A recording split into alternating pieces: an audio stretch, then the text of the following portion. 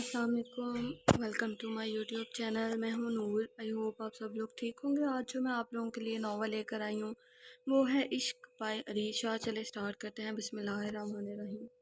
शहरयार मैं आ जाऊँ, शहरयार मुझे बुला लें, शहरयार मुझे इजाज़त दें, शहरयार मुझे बुला लें, शहरयार मैं बाहर आ जाऊँ।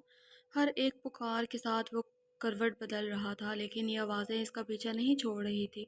आज से नहीं बल्कि बरसों से ये आवाज़ें पल पल इसका पीछा कर रही थी। आज सारा दिन टफ रूटीन की वजह से वो बहुत थक गया था। इस वक्त इसे आराम की शदीद ज़रूरत थी।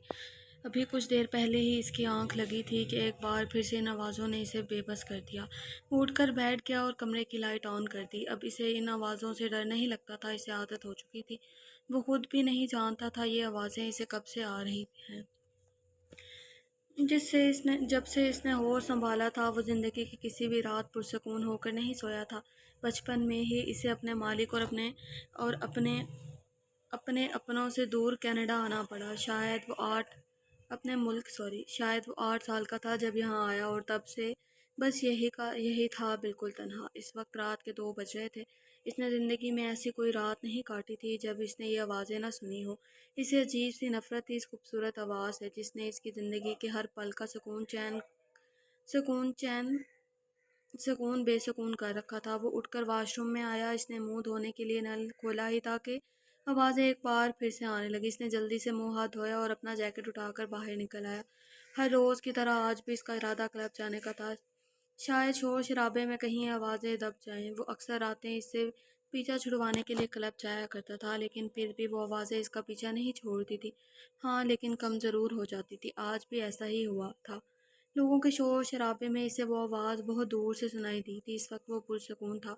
बचपन में ये आवाज़ किसी बच्चे की हुआ करती थी, लेकिन आहिस्ता आहिस्ता किसी कमसिन लड़की से वो आवाज़ आज एक नुस्वानी आवाज़ बन गई थी। वो कौन थी? उसका नाम कैसे जानती थी? इसे क्यों पुकारती थी? इसके साथ इसका क्या रिश्ता था? वो वो इससे बाहर आने की इजाज़त क्यों मांग रही थी? वो कहाँ थी? क्या वो कहीं कैद में थी? शहरयार कुछ नहीं जानता था। इसे पता था तो बस इतना कि इसकी माँ ने इसके बारे में इसे कोई भी सवाल पूछने से मना किया है। इसे अपनी कसम दी है कि वो कभी भी इस बारे में किसी से कुछ नहीं पूछेगा और ना ही कभी किसी को कुछ बताएगा।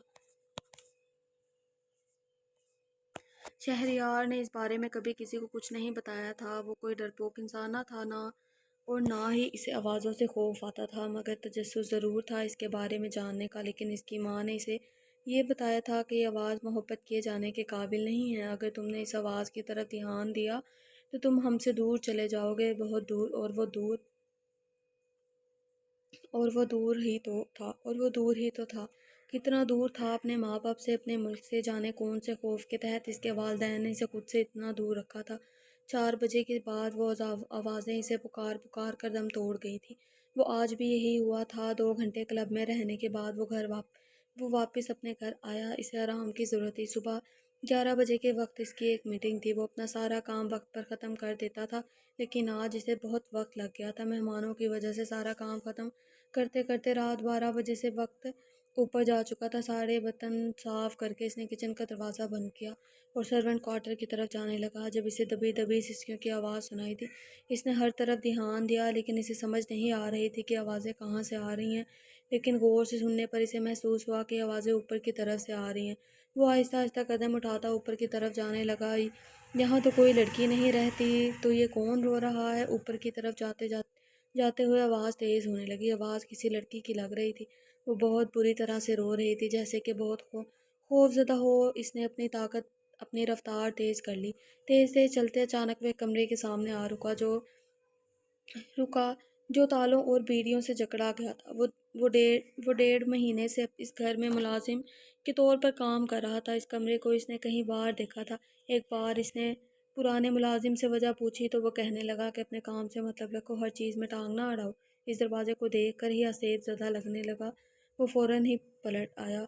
इसके अंदर अजीब सा खौफ पैदा हो चुका था। इसे यकीन था कि इस कमरे में कुछ तो गड़बड़ है। वो जब तक हवेली से बाहर ना निकल गया, इसे पीछे से रोने की आवाज़ें सुनाई देती रही। वो जल्दी से कमरे में आया तो ताहिर गहरी नींद सो चुका था। वो इसके साथ ही अपना बिस्तर बिछा कर लेट गया, जबकि सारा ध्यान सिर्फ और सिर्फ इसकी आवाज़ पर था।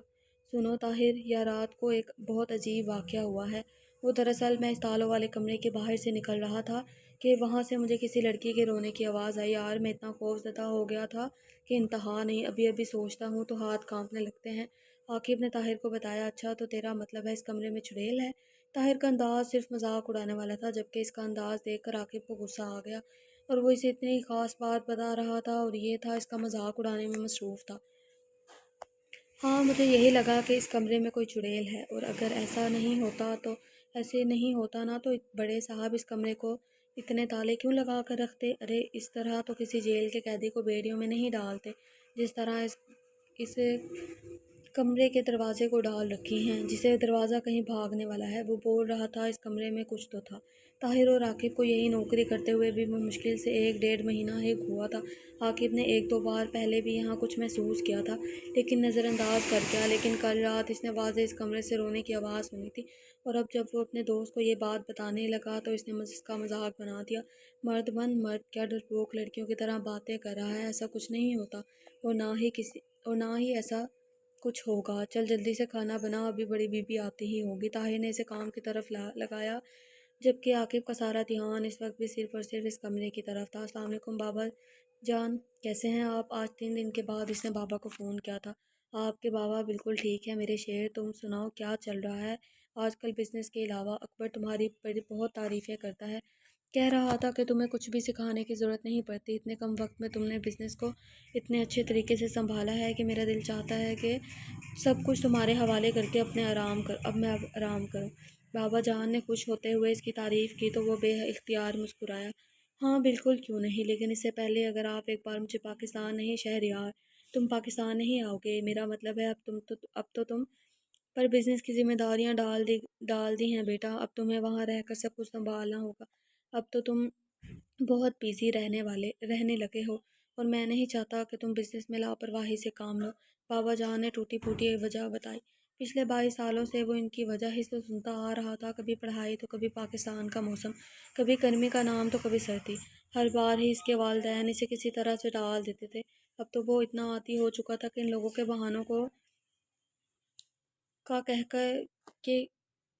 بہانوں کا کہہ وہ کم ہی اس بارے میں بات کرتا تھا۔ ٹھیک ہے بابا، میں نہیں آ رہا۔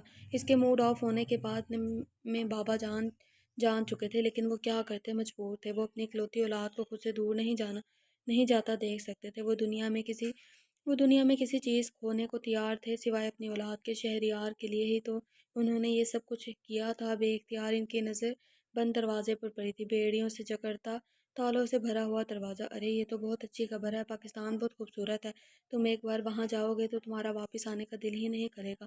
زیان نے اسے ابھی آ کر بتایا تھا کہ وہ پاکستان جا رہا ہے۔ زیان کی بہت امپورٹنٹ میٹنگ تھی جو پاکستان میں فکس کی گئی تھی، جس کی وجہ سے کل صبح ہی ان کو یہاں سے پاکستان کے لیے نکلنا تھا، لیکن وہ پہلی بار پاکستان جا رہا تھا، اسی لیے کافی کنفیوز ہو رہا تھا۔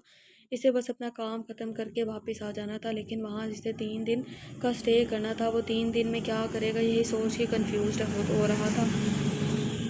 یار میں وہاں کسی کو نہیں جانتا، اوپر سے پہلی بار جا رہا ہوں۔ مینیجر کو کہا تھا کہ ایک ہی دن میں ہماری واپسی ہوگی کہ اس نے 3 دن کا اسٹے رکھ لیا۔ اب 3 دن میں ہوٹل کی خاک چھانوں گا کیا؟ زیان نے اسے اپنی پریشانی کی وجہ بتائی۔ ارے پاگل، بتا تو رہا ہوں کہ پاکستان بہت خوبصورت ہے، تو گھومنے جانا۔ پاکستان میں ہر شہر میں کوئی نہ کوئی تاریخی مقامات موجود ہیں، تو وہاں بور نہیں ہوگا، اور وہاں پر مجھے گھمانے کے لیے کوئی تو ساتھ ہونا چاہیے۔ میں کیسے جاؤں گا یار کہیں؟ میں تو کسی کو جانتا تک نہیں۔ میں نے مینیجر کو بولا ہے کہ کچھ اوپر نیچے کر کے ایک ہی دن کا اسٹے کر لے، تو وہ کہتا ہے کہ سر اب کچھ نہیں ہو سکتا، اور اوپر سے الو کا پٹھا خود بھی کچھ نہیں جانتا، انڈیا سے ہے۔ زیان نے ایک مسئلہ اور اسے بتایا تھا، اس سے بات کر رہا تھا تو وہ کہتا ہے سر پاکستان میں کچھ دیکھنے کے لائق نہیں۔ چھوڑنا یار، ہمارے پاکستان کی خوبصورتی سے جلتا ہے سالہ۔ ایسا کر اپنے ساتھ راتیش کی جگہ کسی کالج جانوں پاکستان کے بارے میں کچھ جانتا ہو۔ راتیش کی جگہ اور کو لے جا جو پاکستان کے بارے میں کچھ جانتا ہو۔ یار تو بھی حد کرتا ہے، یہاں کون جانتا ہوگا پاکستان کے بارے میں؟ یہاں تو پاکستان کا ایک ہی عاشق ہے، اور وہ ہے تو، جو خود 22 سال سے پاکستان نہیں گیا۔ زایا نے اپنا مسئلہ بتاتے ہوئے اسے بھی یاد دلایا کہ وہ بھی اب اب پاکستانی ہرگز نہیں ہے۔ تجھے کس نے کہا کہ میں پاکستان کے بارے میں کچھ نہیں جانتا؟ مجھے سب پتہ ہے۔ دن رات انٹرنیٹ پر پاکستان کا چپا چپا دیکھتا ہوں میں۔ وہاں رہنے والے بھی پاکستان کے بارے میں اتنا نہیں جانتے ہوں گے جتنے میں یہاں رہ کر جانتا ہوں۔ ہم بے شک اپنے ملک سے دور چلے گئے ہیں، لیکن اسے بھلا تو نہیں سکتے۔ میں دن رات اپنے ملک کی کامیابیاں دیکھ کر فخر محسوس کرتا ہوں۔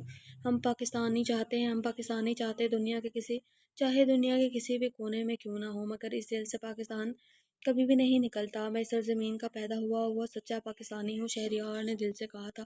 تو پھر ٹھیک ہے، تو میرے ساتھ چل، 3 دن بہت انجوائے کریں گے۔ صرف 1 گھنٹے کی تو میٹنگ ہے، فٹافٹ ختم ہو جائے گی، پھر گھومنے چلیں گے، بہت مزہ آئے گا۔ ویسے تو بالکل فری ہے آج کل، کچھ زیادہ کام بھی نہیں ہے۔ زیان نے آئیڈیا دیا تھا۔ نہیں یار، میں نہیں آ سکتا۔ اسے اچانک ہی اپنے والدین یاد آ گئے، جو اسے کسی قیمت پر پاکستان نہیں آنے دے رہے تھے۔ تو اپنے موم ڈیڈ کی وجہ سے کہہ رہا ہے؟ ڈونٹ وری یار، ان لوگوں کو کچھ نہیں پتہ چلے گا۔ تو اپنا واٹس ایپ نمبر آن رکھنا، وہ لوگ وہاں پر تجھ سے اسی نمبر پر کنٹیکٹ کر لیں گے۔ باقی ہم لوگوں نے کون سا ان لوگوں کو پتہ چلنے دینا ہے؟ 3 دن کی بات ہے، خوب انجوائے کر کے واپس آ جائیں گے۔ زیان اس بارے میں سب کچھ جانتا تھا، سوائے اس کے کہ پاکستان نہ بلانے کی کیا وجہ ہے۔ وہ اپنے ماں باپ سے جھوٹ نہیں بولنا چاہتا تھا، لیکن پاکستان جانا اس کی خواہش تھی۔ وہ اپنے ملک کی سرزمین پر قدم رکھنا چاہتا تھا، اس کی مٹی کو محسوس کرنا چاہتا تھا۔ وہ تو کالج اور یونیورسٹی میں دوسرے ملکوں کے لڑکوں سے لڑتا تھا یہ کہہ کر کہ اس کا پاکستان بیسٹ ہے۔ وہ اپنے اس بیسٹ پاکستان میں جانا چاہتا تھا۔ یار مجھے یہ ٹھیک نہیں لگ رہا، شہریار نے اپنا دل مارتے ہوئے کہا۔ صبح 10 بجے کا وقت ہے، صبح 10 بجے سے پہلے میں تیرے گھر آ جاؤں گا۔ اگر تیرا دل راضی ہو تو میں تیری ٹکٹ بک کروا دوں گا، ورنہ تیری مرضی۔ زیان اس کی رگ رگ سے واقف تھا، اسی لیے اسے ایک آفر دیتے ہوئے اٹھ کھڑا ہوا۔ حویلی بالکل سنسان پڑی تھی، دن کے اجالے میں بھی یہاں بالکل خاموشی ہوا کرتی تھی۔ یہاں پر شور شرابہ صرف اس وقت ہوتا تھا جب شہریار کا فون آتا تھا۔ وہ جو سارا دن خاموشی سے ادھر سے ادھر ٹہلتے رہتے تھے، اپنے بچے کے فون آنے پر خوشی سے چہکتے تھے۔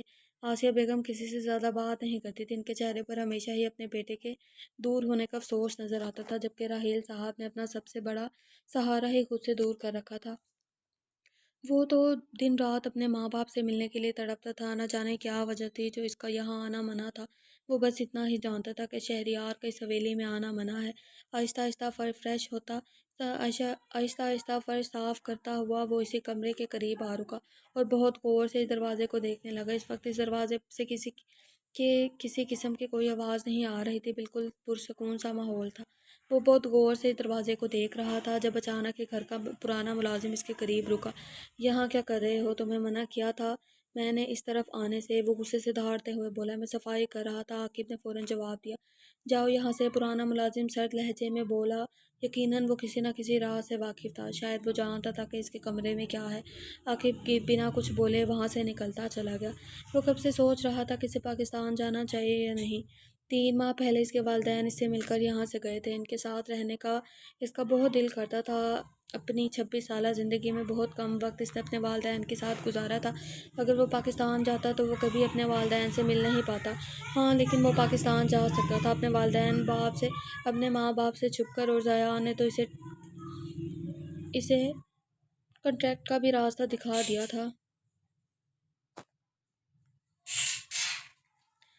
وہ وائی فائی سے کنیکٹ کر کے اپنا واٹس ایپ نمبر بھی آن رکھ سکتا تھا۔ اس کا دل کبھی ہاں تو کبھی نہ کرا تھا۔ فی الحال تو وہ بہت کنفیوز تھا۔ وہ کالج اور یونیورسٹی میں کئی بار اپنے ماں باپ سے چھپ کر گھومنے پھرنے چلا جاتا تھا۔ 8 بجے گھر آنے کے بعد اسے نیند آنے لگی۔ وہ رات 2 بجے سے پہلے جاگ جاتا تھا۔ وہ جانتا تھا کہ انہیں آوازوں کا سلسلہ پھر سے شروع ہو جائے گا جو اسے کبھی سونے نہیں دیتی، اسی لیے کھانا کھا کر وہ فوراً ہی سونے کے لیے لیٹ گیا، اس کی نیند پوری ہو سکے۔ سونے سے پہلے اس نے یہی فیصلہ کیا تھا کہ وہ اپنے ماں باپ سے جھوٹ بول کر پاکستان ہرگز نہیں جائے گا۔ اگر وہ لوگ اسے اپنے قریب نہیں بلا رہے تو کوئی تو وجہ ہوگی۔ شہریار، میں آ جاؤں، میں باہر آ جاؤں؟ شہریار، آپ نے کہا تھا آپ مجھے بلا لیں گے، آپ جانتے ہیں نا آپ کی اجازت کے بغیر میں باہر نہیں آ سکتی۔ ہر جملے کے ساتھ شہریار کی نیند میں خلل پیدا ہو رہا تھا۔ وہ کبھی ایک کروٹ بدلتا تو کبھی دوسری کروٹ۔ شہریار، میں نہیں آ سکتی آپ کے پاس۔ آپ تو آ سکتے ہیں نا، آ جائیں، خدا کے لیے آ جائیں۔ آپ کی ساریہ ساتھ آپ کے بنا ادھوری ہے۔ آپ کی ساریہ آپ کو پکار رہی ہے۔ आ जाए, मैं आपका इंतज़ार कर रही हूँ। शहरयार की नींद अचानक टूटी थी। वो उठकर बैठ गया था। इस वक्त रात के 2 बज रहे थे। इसका पूरा जिस्म पसीने से शराबूर था। वो जल्दी से उठकर मुँह हाथ धोकर अपना जैकेट उठाकर बाहर निकल आया और इस आवाज़ को बर्दाश्त करना इसके बस से बाहर था। लेकिन क्लब पहुँचते पहुँचते इसने एक फ़ैसला किया था कि वो पाकिस्तान ज़रूर जाएगा, क्योंकि ये वजह वो खुद भी नहीं जानता था। वो ज़यान के साथ इस वक्त फ़्लाइट में मौजूद था, जिसे थोड़ी ही देर में पाकिस्तान एयरपोर्ट पर लैंड होना था। वो आज तक अपने वालिदैन से छुप छुप कर बहुत सी जगहों पर गया था, लेकिन इतने करीब कभी ना आया था। दिल और दिमाग में एक अजीब सा खौफ था, पकड़े जाने का नहीं बल्कि किसी और चीज़ का। ये खौफ किस चीज़ का था वो खुद भी नहीं जानता था। पाकिस्तान पहुंचते ही इसका डर मज़ीद बढ़ गया। इसका दिल इतनी तेज़ी से धड़क धड़क रहा था कि जैसे सीने की दीवार तोड़कर बाहर आना चाहता हो। यहाँ का मैनेजर इन्हें लेने के लिए एयरपोर्ट पर पहले ही मौजूद था। वो इसके साथ ही होटल जाने वाले थे। रात के 12:30 बज चुके थे। इन दोनों का इरादा इस वक्त आराम करने का था, इसलिए वो फ़ौरन पहले होटल की तरफ बढ़ गए। पूरा घर कहकों की आवाज़ों से गूंज रहा था। सब नौकर अभी अभी ही छुट्टी करके अपने अपने सर्वेंट क्वार्टर की तरफ गए थे। इसकी खुशी से चहकती आवाज़ बाहर तक आ रही थी, और इसकी इस आवाज़ के साथ साथ आसिया बीबी का दिल ज़ोर ज़ोर से धड़क रहा था। राहील साहब ने इन्हें बहुत समझाया कि घबराने की ज़रूरत नहीं, जबकि अंदर से वो खुद बहुत घबरा चुके थे। इस कमरे से सिसकियों और रोने की आवाज़ें तो अक्सर आती थी, लेकिन इस तरह की आवाज़ कभी ना आई थी। आज इसे किस चीज़ की खुशी मिली थी वो कोई नहीं जानता था। राहेल शहरयार को फ़ोन करें, मेरा दिल बहुत घबरा रहा है, आसिया ने रोते हुए कहा। आसिया बेगम, रोने की कोई बात नहीं, इस तरह से घबराना बंद करें। कनाडा में इस वक्त 11:30 बज रहे होंगे। इस वक्त वो ऑफिस में होता है, हमें इसे डिस्टर्ब नहीं करना चाहिए। नहीं राहेल, मेरा बेटा मुसीबत में है, वरना वो इस तरह से खुश नहीं होती। कुछ तो हुआ है, प्लीज़ आप इसे फ़ोन करें। आसिया के रोने पर राहील साहब शहरयार को फ़ोन करने पर मजबूर हो गए। वो बार बार शहरयार के नंबर पर ट्राई कर रहे थे, मगर इसका फ़ोन बंद जा रहा था। काफ़ी बार कोशिश करने के बाद भी फ़ोन ना लगा तो उन्होंने एक नज़र आसिया को देखा, जो बहुत बुरी तरह से रो रही थी। इन्हें इस तरह से रोते देख कर शहर देख कर वो शहरयार का व्हाट्सएप नंबर मिलाने लगे, जो पहली बार ही लग गया था। इन्हें होटल पहुँचे पहुँचे रात का 1 बजा था। इस वक्त वो खाना खा रहे थे जब शहरयार का फ़ोन बजा। बाबा का फ़ोन आते ही वो एक पल के लिए कंफ्यूज हुआ था, क्योंकि वो इनसे झूठ नहीं बोलना चाहता था, लेकिन मजबूर था। फ़ोन उठाने के बाद उन्होंने पहला सवाल ये पूछा, शहरयार तुम ठीक हो ना? जी बाबा जान, मैं बिल्कुल ठीक हूँ। आपने इस वक्त फ़ोन किया? शहरयार को अंदाज़ा न था कि इस वक्त कनाडा में क्या वक्त होगा। तुम ऑफिस में हो? कुछ ज़रूरी काम कर रहे थे क्या? मैंने डिस्टर्ब कर दिया? राहील साहब ने बिल्कुल नॉर्मल होकर बात की थी, ताकि इनके लहजे से इसे कुछ महसूस ना हो। जी बाबा, मैं ऑफिस में था, बस एक ज़रूरी मीटिंग थी। आप बताएं, कुछ काम था क्या? शहरयार ने बात बनाते हुए कहा। अरे नहीं, बस ऐसे ही दिल कर रहा था तुमसे बात करने को, और तुम्हारी अम्मी भी तुम्हें बहुत मिस कर रही थी। उन्होंने फ़ोन आसिया बेगम की तरफ बढ़ाते हुए इन्हें रोने से मना कर दिया। अस्सलाम वालेकुम मम्मी, कैसी हैं आप? अगर मुझे इतना ही मिस कर रही हैं तो मेरे पास आ जाएं कुछ दिनों के लिए, क्योंकि मैं भी आपको बहुत मिस कर रहा हूँ। आसिया बेगम के बोलने से पहले ही शहरयार बोल पड़ा था। वालेकुम सलाम, मैं ठीक हूँ। हाँ, मैं यही सोच रही हूँ कि कुछ दिनों के लिए तुम्हारे पास आ जाऊँ। आसिया बेगम ने अपनी आंखों से आंसू साफ करते हुए इसे बुलाया। तो इससे अच्छी और क्या बात हो सकती है कि शहरयार की आवाज़ की खुशी वो महसूस कर सकती थी। थोड़ी देर मजीद इनसे बातें करने के बाद आसिया बेगम काफ़ी हद तक नॉर्मल हो चुकी थी। फ़ोन बंद करते हुए भी उन्होंने बहुत सारी हदायत दी थी, जिन पर अमल करने का वादा करते हुए शहरयार ने फ़ोन बंद कर दिया था। अपने वालिदैन के इतने करीब होकर भी वो उनसे मिल नहीं सकता था। इस बात से इसे उदास कर दिया था। शहरयार, मुझे बुला ले। आपको पता है, आपकी इजाज़त के बगैर मैं बाहर नहीं आ सकती। मुझे इजाज़त देना, मैं बाहर आ जाऊँ। शहरयार ने तकिया उठाकर अपने कानों के साथ लगाया, लेकिन इसके बावजूद भी आवाज़ें बंद ना हुई। शहरयार, मैं आपके पास आना चाहती हूँ, मुझे बाहर बुलाएं अपने पास। अब तो बहुत हो गया, ख़त्म करें ये सज़ा। मोहब्बत करने की भी भला कोई इतनी बड़ी सज़ा देता है? शहरयार ने तकिया हटाकर अपने हाथ अपने दोनों कानों पर रखे, लेकिन आवाज़ फिर भी बंद ना हुई। शहरयार, मोहब्बत का इम्तिहान इतना जानलेवा तो नहीं होता। मैं कब तक इंतज़ार करूँ? आपको थक चुकी हूँ, निकालें मुझे बाहर, इससे पहले कि मेरे इश्क की इंतहा हो जाए, इससे पहले कि मेरा इश्क टूट फूट कर रेजा रेजा हो जाए। मुझे अपने करीब बुला लें, मुझे बाहर निकालें यहाँ से, मुझे इजाज़त दे अपने करीब आने की। रोज़ की तरह आज इस आवाज़ों में सिसकियाँ और आंसू शामिल न थे, लेकिन शहरयार फिर भी इस आवाज़ से बेहद तक बेजार था कि वो उठकर बैठ गया। दूसरे कमरे में ज़यान शायद इस वक्त गहरी नींद में सो रहा था। वो उठकर होटल से बाहर निकल आया। सिवाय होटल मैनेजर के इस वक्त यहाँ और कोई न था। سنو، یہاں کوئی کلب وغیرہ کی جگہ ہے کیا؟ اس نے مینیجر سے پوچھا تو وہ زور معنی انداز میں مسکرایا۔ کیوں نہیں سر، بیسمنٹ میں آپ کو آپ کی خدمت کا ہر سامان مل جائے گا۔ شہریار سمجھ چکا تھا کہ وہ کس بارے میں بات کر رہا ہے، لیکن اس وقت وہ اس کی غلط فہمی دور کرنے کا کوئی ارادہ نہ رکھتا تھا۔ اس وقت وہ صرف اس آواز سے اس جان چھڑوانے کے لیے کوئی جگہ تلاش کر رہا تھا۔ وہ مینیجر کی بتائی ہوئی جگہ پر آ گیا۔ یہاں بالکل کلب سا ماحول تھا اور کافی شور شرابہ تھا۔ وہ ایک طرف ہو کر کرسی پر بیٹھ گیا۔ شاید وہ دنیا کا پہلا انسان تھا جو پرسکون ہونے کے لیے لوگوں کے ہجوم کو ڈھونڈا کرتا تھا۔ ریان صبح میٹنگ اٹینڈ کرنے کے لیے جا چکا تھا، جبکہ اس دوران شہریار نے اپنی نیند پوری کی تھی، جو رات بھی ان آوازوں سے پوری نہ ہو سکی تھی۔ ریان میٹنگ اٹینڈ کر کے آیا تو شہریار بھی اپنی نیند پوری کر چکا تھا۔ اب ان کا ارادہ کہیں باہر گھومنے پھرنے کے لیے جانے کا تھا۔ اس وقت وہ مارکیٹ میں اپنے لیے کچھ خرید رہے تھے۔ یار، سب سے پہلے تو ایک سم کارڈ لینا پڑے گا، کیونکہ وائی فائی سروسز ایشو کر رہی ہیں یہاں۔ ضیاء نے ایک دکان کی طرف اشارہ کرتے ہوئے کہا تو شہریار بھی اس کے ساتھ ہی اندر آ گیا۔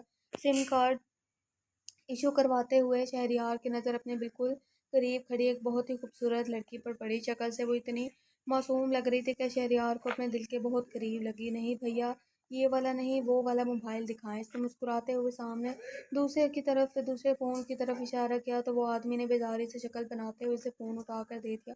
وہ کافی دیر سے کھڑی تھی، شاید یہاں اسی لیے دکاندار اس سے کافی مایوس لگ رہا تھا۔ یہ بھی اچھا نہیں ہے، کوئی اور دکھائیں، کوئی اچھا سا دکھائیں۔ وہ فون کو ٹٹولتے ہوئے ایک سائڈ پر رکھ چکی تھی۔ شہریار کافی دلچسپی سے اس لڑکی کو دیکھ رہا تھا۔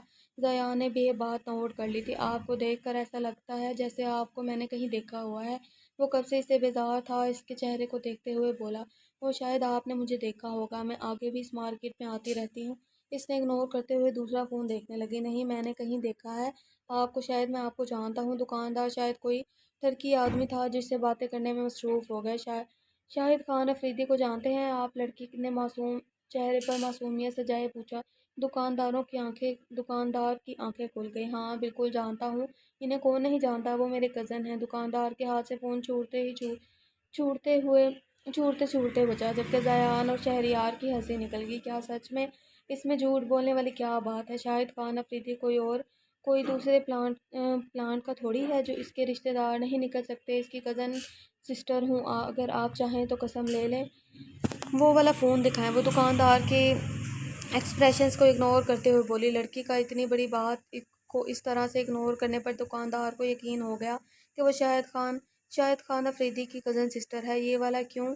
آپ یہ والا لیں۔ دکاندار نے سب سے مہنگا فون نکالا۔ ارے نہیں، یہ میرے بجٹ سے باہر ہے، لڑکی نے پریشانی سے کہا۔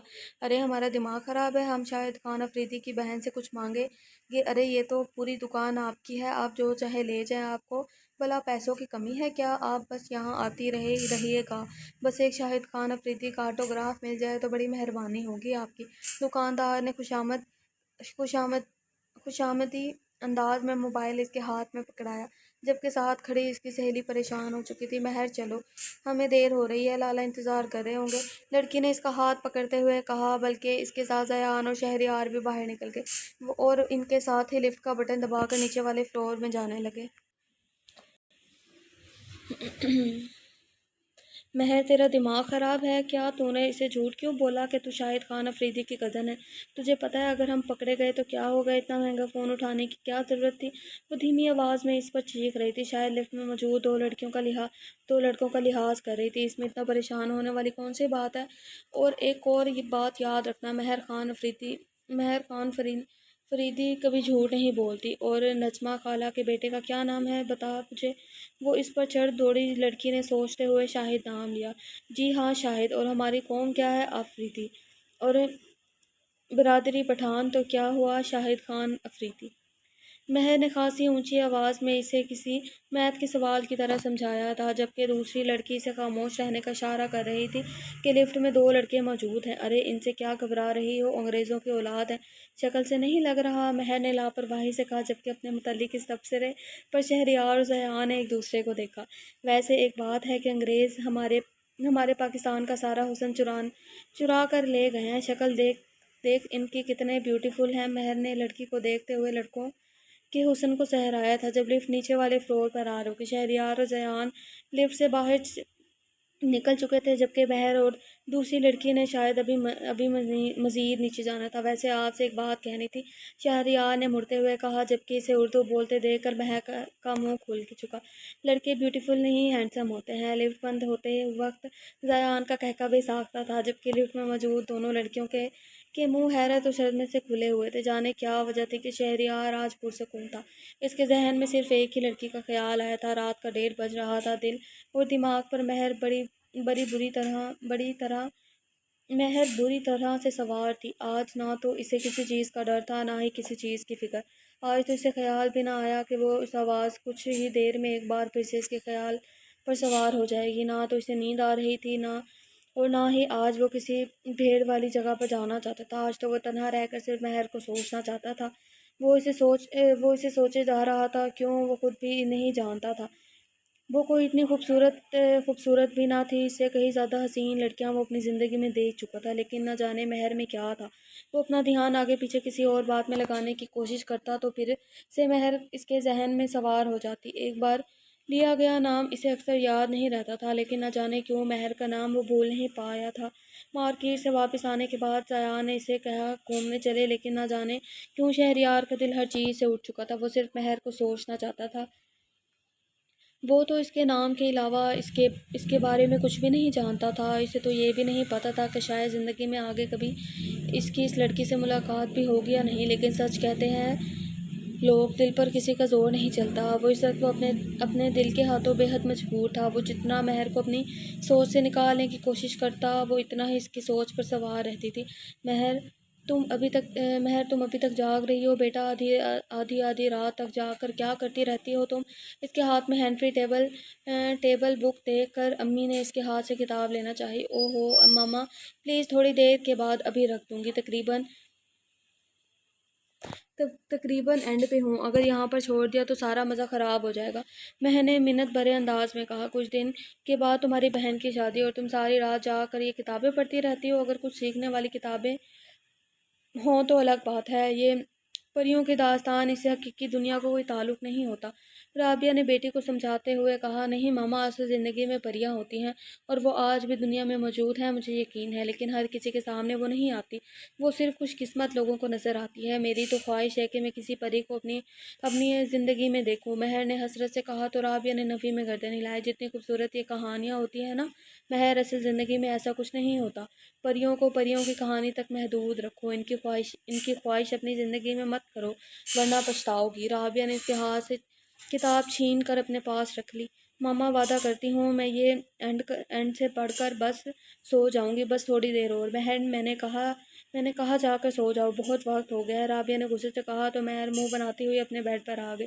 जब ध्यान अचानक ही दोपहर वाले लड़कों पर चला गया जो इसका मजाक उड़ा कर गए थे। ज़िंदगी में कभी तुम दोनों से दोबारा मुलाकात होगी ना, तो देखना इस बेइज्जती का बदला मैं कैसे लेती हूँ। महर दिल ही दिल में अहद करती नींद की वादियों में गुम हो गई थी। सिकंदर पहली बार अली के आबाई गांव आया था। ये इतनी खूबसूरत जगह थी कि सिकंदर यहीं का होकर रह जाना चाहता था।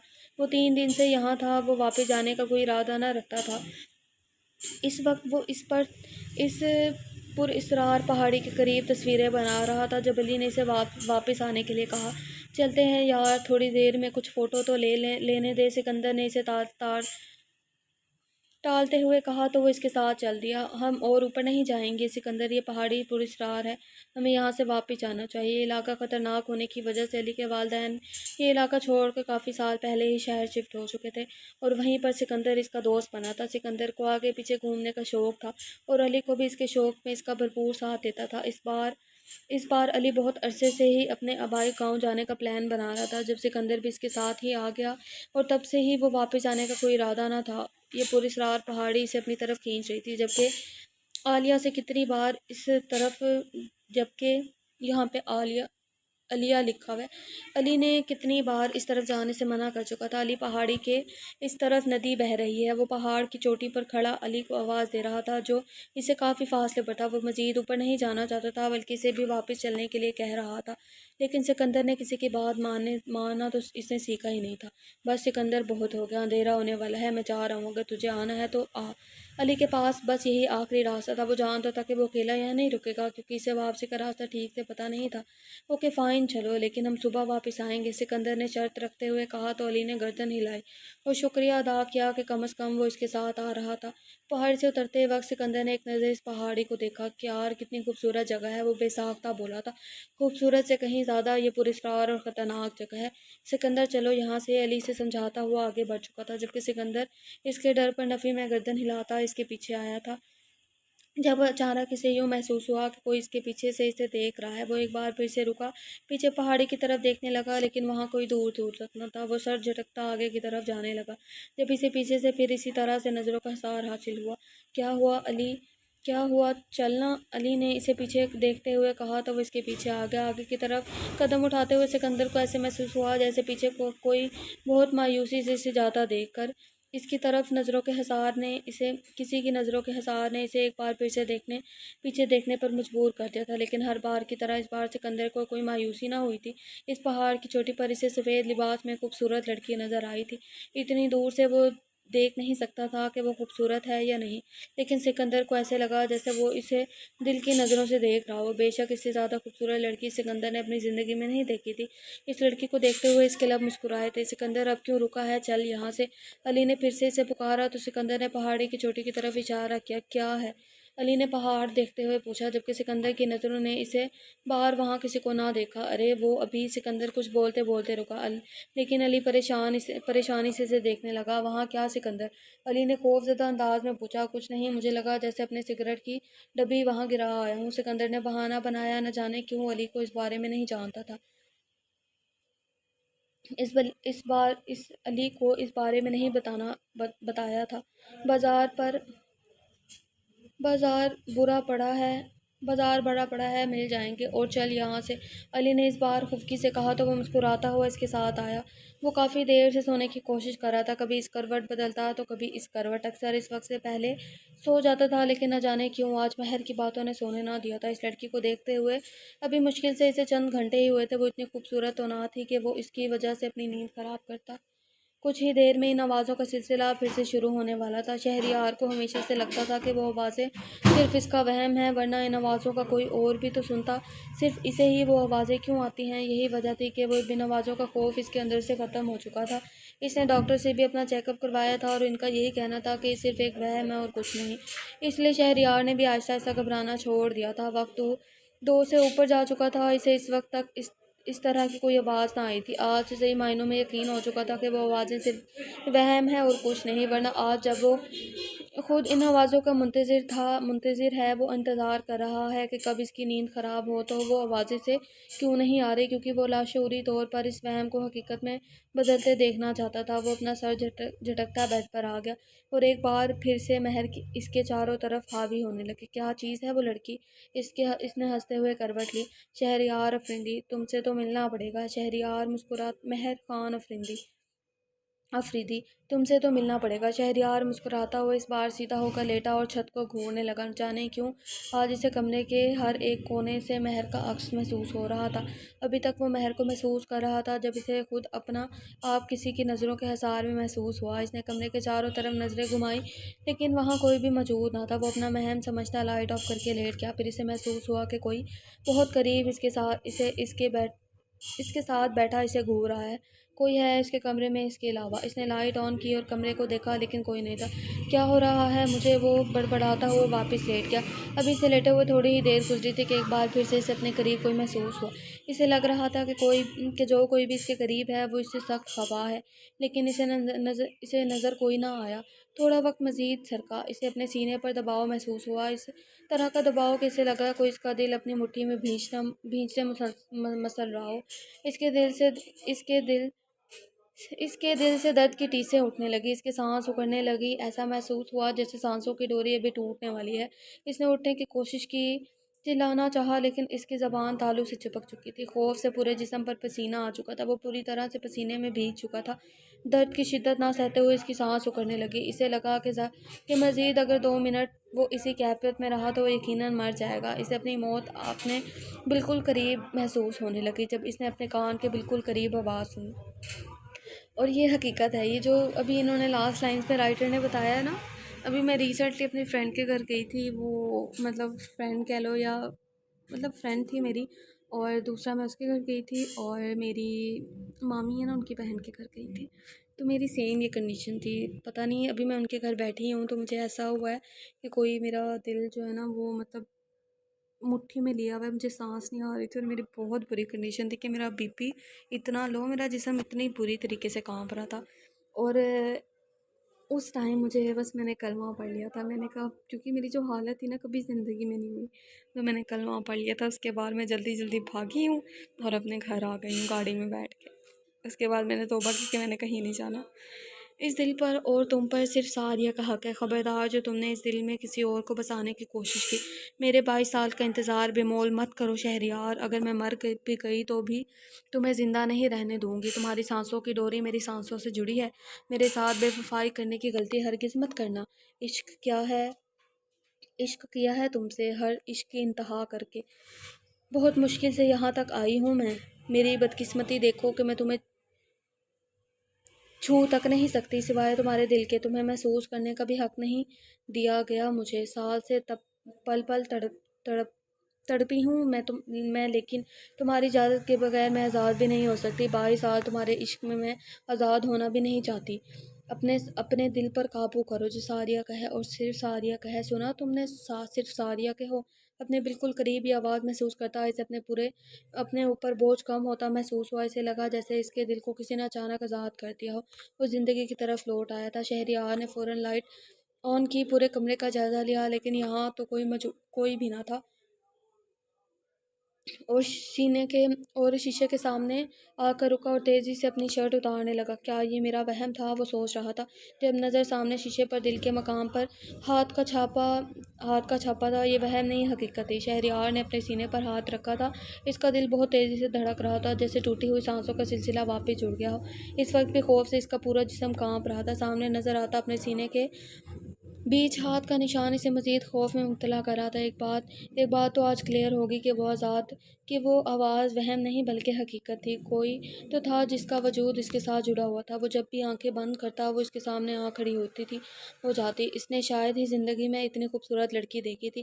اس کی آنکھیں، اس کی خوبصورت مسکراہٹ ہر گزرتے لمحے کے ساتھ سکندر اس کے چہرے میں کھونے لگا۔ نیند تو آنکھوں سے جیسے روٹ چکی تھی۔ اس کا دل چاہا کہ وہ ایک بار پھر سے اسی پہاڑی پر چلا جائے اور اس لڑکی کے بارے میں پتہ کرے، آخر وہ کون تھی، پہاڑی پر کیا کر رہی تھی۔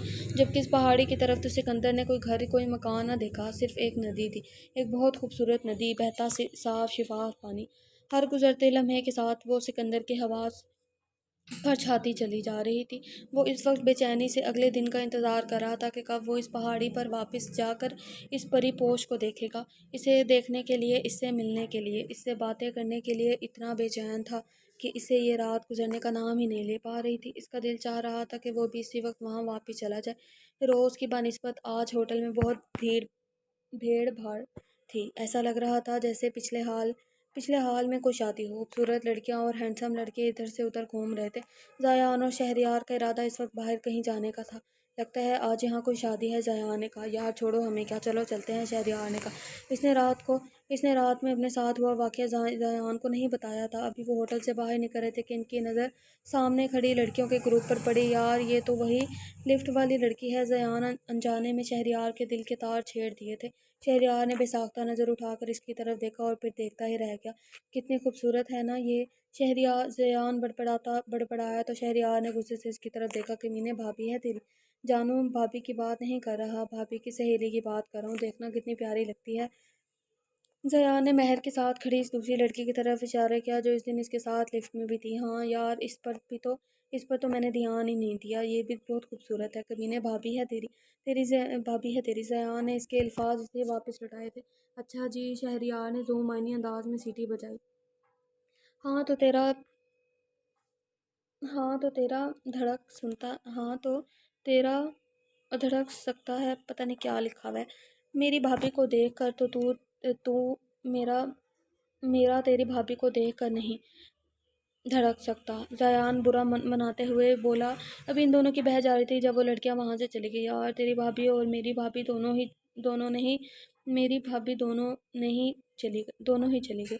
چل ڈھونڈتے ہیں، شہریار نے اس کا ہاتھ تھامتے ہوئے کہا۔ ابے پاگل، شادی میں کسی نے بلایا نہیں ہے، ہمیں کسی نے پوچھ لیا تو کیا کہیں گے؟ اگر سامنے والی لڑکی اگر سامنے والا لڑکی والا ہوا تو کہیں گے کہ ہم لڑکے والے ہیں، اور اگر سامنے والا لڑکے والا ہوا تو ہم کہیں گے لڑکی والے۔ شہریار بولتا ہوا آگے بڑھ چکا تھا، جبکہ زیان اس کا لاجک سمجھتے ہوئے اس کے پیچھے آیا۔ صبح علی کی آنکھ کھلی تو سکندر تیار کھڑا تھا۔ اس کا ارادہ اسی پہاڑی پر جانے کا تھا، لیکن علی سے دوبارہ اس جگہ نہیں لے کر جانا چاہتا تھا۔ وہ جگہ بہت پراسرار تھی اور بہت خطرناک تھی، لیکن سکندر نے اس کی بات کو سمجھنا ضروری نہ سمجھا تھا۔ دیکھ سکندر، آج ہم وہاں نہیں بلکہ کہیں اور جانے والے ہیں۔ 2 دن کے بعد ہمیں واپس چلنا ہے، ہماری ساری جگہیں دیکھنی چاہیے، علی نے سمجھاتے ہوئے کہا۔ نہیں علی، مجھے واپس اسی پہاڑی پر جانا ہے، اور ویسے بھی تو کل تم نے مجھ سے وعدہ کیا تھا کہ ہم واپس آئیں گے، تو بس اپنا وعدہ نبھاؤ، چلو وہاں۔ سکندر نے اٹھتے ہوئے کہا۔ سکندر، سمجھنے کی کوشش کرو، وہ جگہ جتنی خوبصورت ہے اتنی ہی پراسرار ہے، ہمیں وہاں پر دوبارہ نہیں جانا چاہیے۔ علی بہانے بنانا بند کرو، تم میرے ساتھ چل رہے ہو یا نہیں؟ بس مجھے جواب دو، اور اگر تم نہیں جانا چاہتے تو میں اکیلا چل جاؤں گا۔ اسے مسلسل بہانے کرتے دیکھ اب سکندر غصہ ہوتے ہوئے بولا، ٹھیک ہے سکندر، میں تمہارے ساتھ چلنے کو تیار ہوں، لیکن صرف 15 منٹ کے لیے ہی وہاں جائیں گے۔ میں اس خطرناک اور پراسرار جگہ زیادہ دیر نہیں رکنا چاہتا۔ علی نے اٹھتے ہوئے کہا، اس خوبصورت اور حسین جگہ کو پراسرار اور خطرناک کہہ کر اس کی توہین مت کرو۔ سکندر کے لیے اس کے بیگ سے کپڑے نکالنے لگا، جبکہ علی نہانے کے لیے جا چکا تھا۔ اگر سکندر کو اکیلے اس جگہ کا راستہ ٹھیک سے آتا تو وہ کبھی علی کی اتنی منتیں نہ کرتا۔ حال لوگوں سے بھرا ہوا تھا، نہ جانے وہ دونوں لڑکیاں کہاں گئی تھیں۔ زیان اور شہریار ہر طرف تلاش کر رہے تھے، جبکہ شادی میں موجود نہ جانے کتنے ہی لوگوں نے ان انجان چہروں کو سوالیہ نظروں سے دیکھا تھا۔ جو بھی انہیں گھور کر دیکھ رہا تھا وہ اسے سلام کرتے ہوئے آگے بڑھ جاتے تھے۔ ابھی بھی وہ اپنی نظریں چاروں طرف گھمائے دیکھ رہے تھے جب زیان نے اسٹیج کی طرف دیکھنے پر اشارہ کیا تو جہاں وہ دونوں دلہن کے ساتھ بیٹھی کچھ گپیوں میں مصروف تھی، اور پھر دولہے کی انٹری کے ساتھ ہی انہوں نے دولہے سے جم کر پیسے تھامے تھے۔ اب وہ دونوں اس رسم کے ختم ہونے کا انتظار کرتے تاکہ وہ ان دونوں لڑکیوں سے بات کر سکے۔ پہاڑی کی طرف سفر کرتے ہوئے علی بار بار اس کے کہنے پر اسے راستہ سمجھا رہا تھا۔ علی کو بالکل اندازہ نہ تھا کہ پہاڑی کے پر پہنچتے ہی سکندر اسے واپس چلے جانے کا کہے گا۔ علی نے سارے راستے میں اسے ٹھیک سے راستہ سمجھایا تھا، اب وہ اکیلے بھی واپس آ سکتا تھا۔ علی نے پہاڑی پر پہنچ کر اپنے کہے کے مطابق 15 منٹ کے بعد واپس چلنے کو کہا تو سکندر نے اسے کہا کہ تم اکیلے چلے جاؤ، اب مجھے راستہ پتہ ہے، میری طرف سے تم بے فکر ہو جاؤ، میں ٹائم پر پہنچ جاؤں گا۔ سکندر کی بات سن کر علی کو غصہ آنے لگا۔ ایک تو یہ جگہ جہاں وہ اسے غلطی سے لے آیا تھا، اور اوپر سے اس کا واپس نہ چلنا۔ دیکھو سکندر، میری بات کو سمجھنے کی کوشش کرو، کوئی چھوٹے معصوم بچے نہیں ہو جسے بار بار ایک بات سمجھانی پڑے۔ تم یہاں میری ذمہ داری سے آئے ہو، اور میں تمہیں اس طرح سے اکیلا چھوڑ کر کہیں نہیں جاؤں گا۔ وہ غصے سے بولا۔ وہی تو میں کہہ رہا ہوں علی کہ میں چھوٹا معصوم بچہ نہیں ہوں جو یہاں ڈر جاؤں گا۔ تم آرام سے جاؤ، اپنے کام نپٹاؤ اور واپس چلنے کی تیاری کرو، تب تک میں یہ پہاڑی ٹھیک سے دیکھوں گا، تصویریں بناؤں گا اور آ جاؤں گا۔ علی انجانے میں ہی صحیح لیکن سکندر کو ضد دلوا رہا تھا، اور ضد کے معاملے میں سکندر کبھی کسی کی نہیں سنتا تھا۔ یہی وجہ تھی کہ سکندر کو اس پہاڑی پر رہنے کی ضد ہو گئی تھی، اور دوسری وجہ وہ لڑکی جس کی ایک ہی جھلک دیکھ کر وہ اس کا دیوانہ ہو چکا تھا۔ علی نے اسے واپس لانے کے لیے بہت منانا چاہا، لیکن وہ اپنی ضد سے اڑا رہا۔ علی سے سمجھا بجھا کر واپس آ گیا، جبکہ سکندر اسی پہاڑی کو ہر طرف سے دیکھتا اس خوبصورت مہاجبین کو ڈھونڈنے لگا۔